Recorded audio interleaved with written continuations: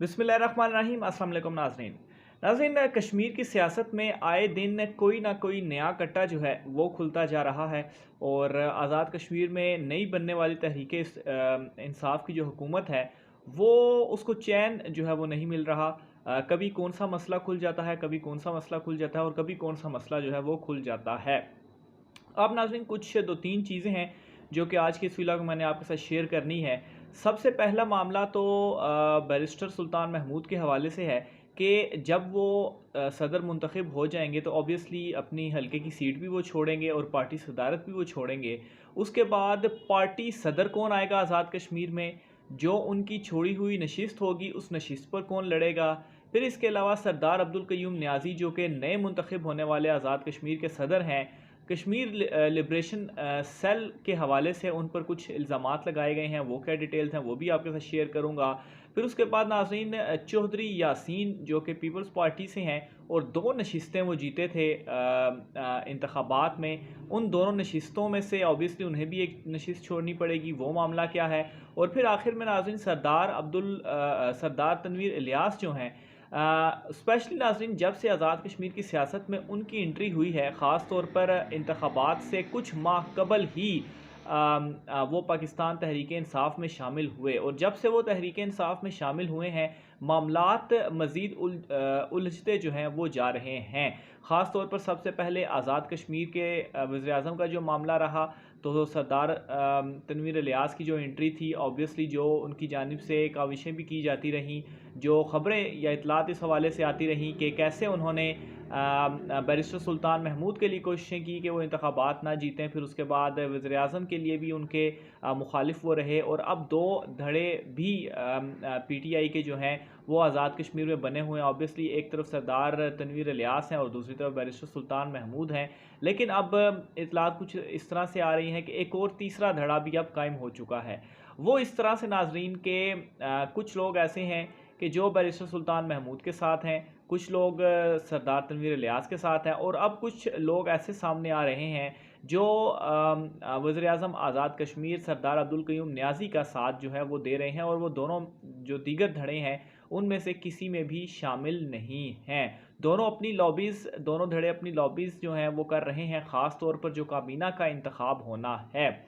ये बड़ी अहम चीज़ है कि काबीना के इंतखाब में किसके धड़े के दोनों धड़ों में से कौन से किसके जो लोग हैं वो ज़्यादा काबीना में नशिस्तें हासिल करते हैं। ऑब्वियसली प्रॉपर होल्ड उन्हीं का ही होगा और जिस धड़े का भी ज़्यादा होल्ड रहा काबीना में तो ऑब्वियसली जो वज़ीर आज़म ने चलना होता है वो काबीना के मशवरे से ही वो आगे चलते हैं। तो ऑब्वियसली सरदार अब्दुल कयूम न्याजी के लिए यहाँ पर एक नया कट्टा खुल जाएगा।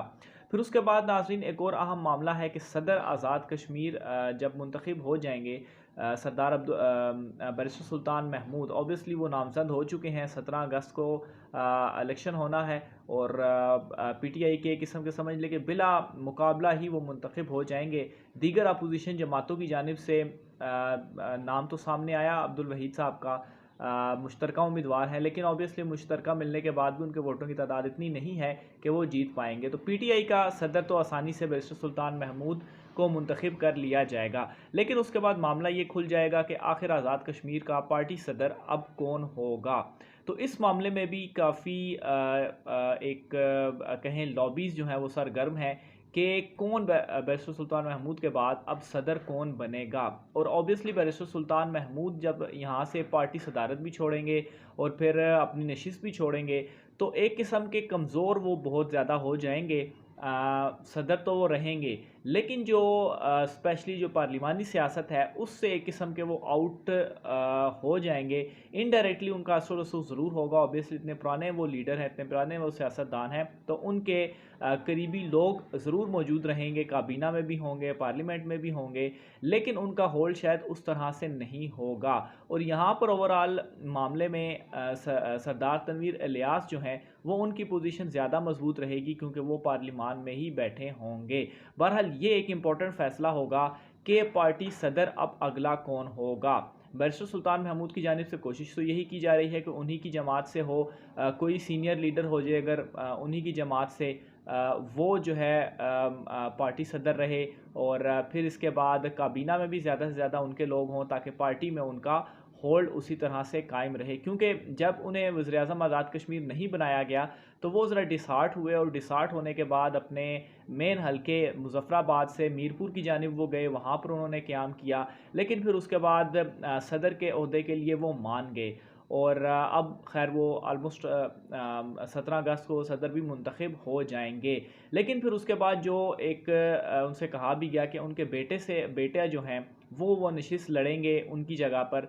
अब यहाँ पर भी मसाइल क्रिएट किए जा रहे हैं कि किसी तरह से उनके बेटे वहाँ से ना लड़ें उनकी खाली नशिस्त से, और कोई दूसरा उम्मीदवार सामने लेकर आया जाए। और यहाँ तक कि ये भी कोशिशें की जा रही है कि अगर उनका बेटा ही लड़ता है मीरपुर से तो कोशिश करके उसको हरवाया जाए, ताकि बैरिस्टर सुल्तान महमूद को मज़ीद कमज़ोर किया जा सके।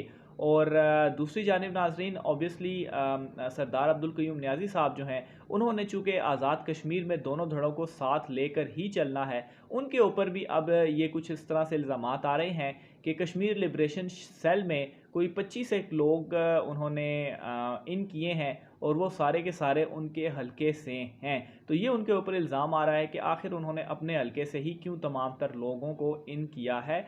दीगर जो हलके हैं ऑब्वियसली वो आज़ाद कश्मीर के वज़ीर-ए-आज़म हैं पूरे, खाली वो अपने हलके के वज़ीर-ए-आज़म नहीं हैं। तो यहाँ पर उनके लिए भी मुश्किलात क्रिएट करने की कोशिश की जा रही है, ये उनके ऊपर एक इल्ज़ाम आ गया। फिर उसके अलावा नाज़रीन, मीडिया के ज़रिए या मुख्तलिफ़ चैनल्स के ज़रिए सरदार तनवीर इलियास के हवाले से ये ख़बरें भी जो हैं वो नशर की जा रही हैं कि शायद 6 माह के बाद वो वज़ीर-ए-आज़म होंगे, और सरदार अब्दुल क़य्यूम नियाज़ी जो हैं वो सदारत की नशिस्त से हटा दिए जाएंगे, और इस तरह से जहनों को क्रिएट भी किया जा रहा है। बहरहाल मेरी ज़ाती राय के मुताबिक ये तमाम तर मामलात ऐसे ही चलते रहेंगे। ख़ास तौर पर अगर आपको मैं पंजाब की एग्जांपल दूं तो पंजाब में भी उस्मान बुज़दार के हवाले से इसी तरह से चीज़ें चलती रही हैं, लेकिन इमरान खान साहब कायम रहे हैं, और सरदार अब्दुल क़य्यूम नियाज़ी को इसी वजह से ही वज़ीर-ए-आज़म बनाया गया है कि ये जो धड़े हैं इनको जो है वो ये धड़ेबंदी को जो है वो किसी तरह से काउंटर किया जा सके। नाज़रीन, आज के व्लॉग से इतना ही, मुझे इजाज़त दीजिए। अल्लाह हाफ़िज़।